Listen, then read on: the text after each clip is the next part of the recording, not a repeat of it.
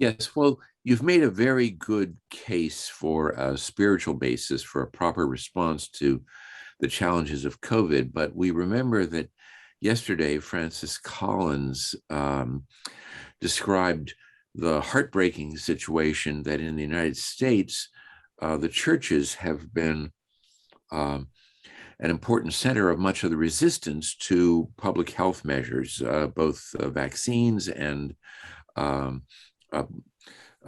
social distancing and avoiding of gatherings. And I'm wondering whether, from your perspective as part of the Secretariat of State of the Vatican, you see this as being more widespread than in the United States, and more importantly, what can you or we do about it?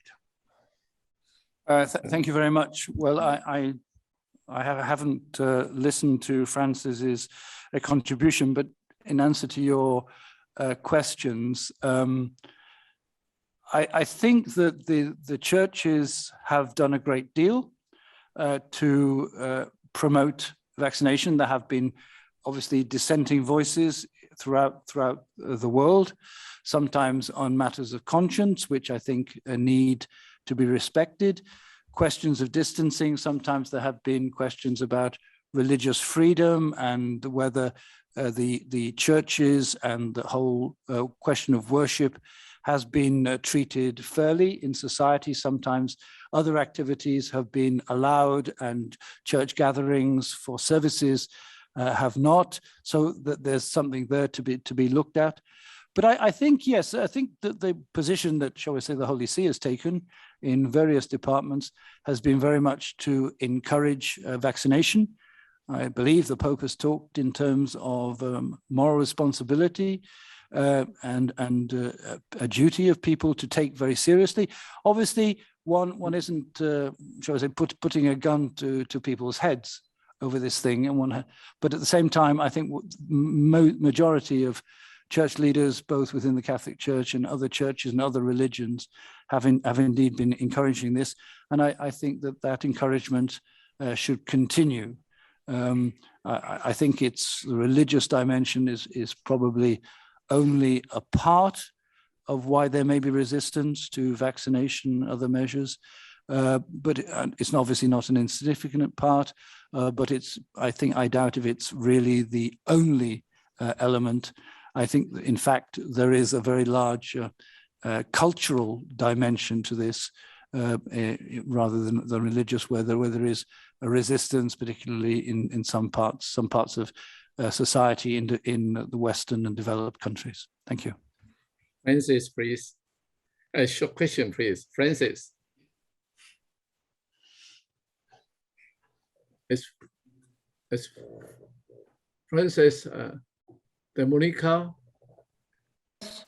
So, Your Excellency, a pleasure to hear your wise words, but I wanted to echo what Bill Phillips has just mentioned, and that is the importance of the church in being an advocate in public health. And your words, of course, bring that to attention. But as Bill has mentioned, and particularly as Dr. Collins yesterday regretted, that church leaders in the United States have indeed been fostering, for example, in the military, not to take the vaccine. And that has been truly a concern for us as physicians in the United States. And once again, perhaps what the Secretariat, what you can do in countering that, making a message that comes worldwide. I know you've just mentioned Pope Francis has been very supportive of the vaccine, but when there are instances, highly publicized objection by Catholic leaders, bishops in the United States, not to take the vaccine, it extends beyond culture, political, and it doesn't help the cultural situation or the undereducated and the importance of their receiving the vaccine. So thank you for your comments, but there's a reality that can be helped still by this conference and by the Secretariat. Thank you. Well, thank you. I think we have to recognize some limitations here.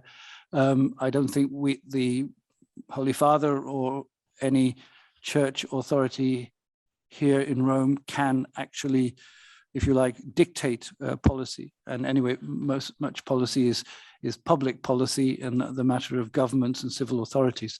I think what we can do is saying, how have we approached it here? We are a small state.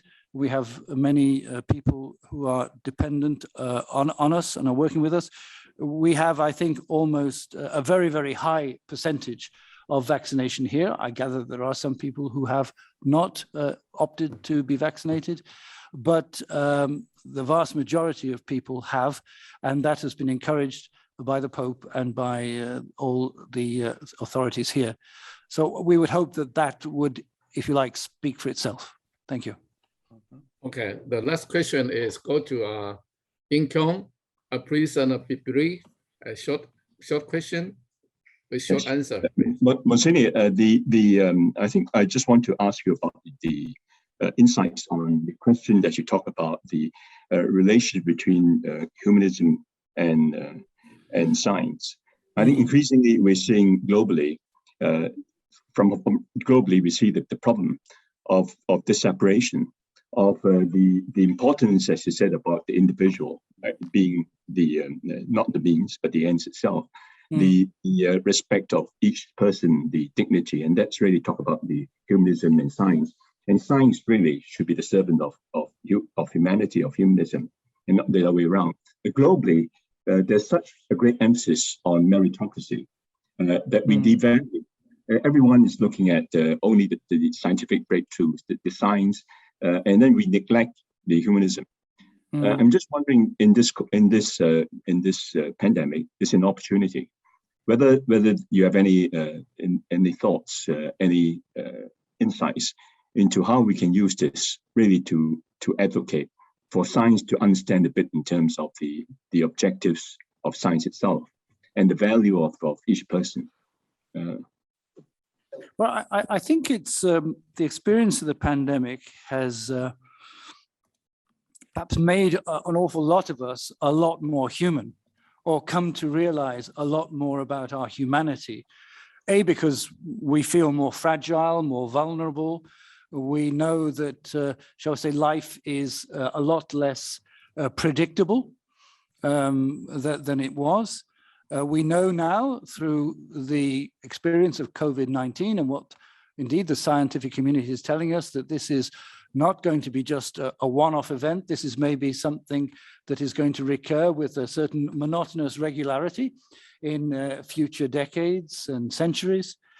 And I think it means that there should be a coming together of disciplines. I think I said something about that in the talk, which can be a benefit to the humanity and to individuals, because we are obviously the solution or the cure that we're looking for is not just scientific, it's not just health, it is also cultural and spiritual, it's also financial, all of these disciplines, which I think in recent centuries have tended to go their own way, to become much appreciated by us all because of the excellence of what they bring, the contribution that they bring to society and the advancement of society.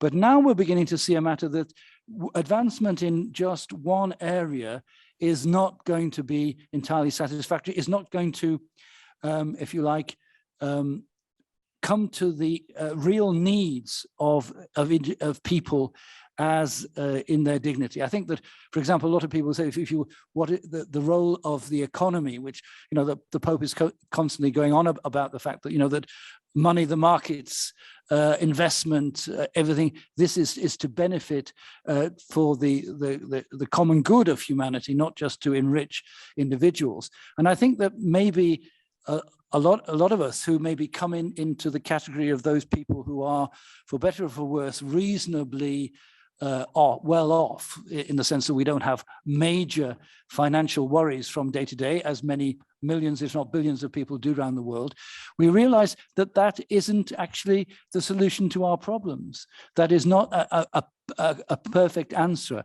And we're looking for different sort of answers, more comprehensive answers and more interdisciplinary answers. So that's where I think that the humanism as a sort of a bringing together of all these disciplines and helping the human race, this is a moment of opportunity, not necessarily a moment of dire crisis. Thank you.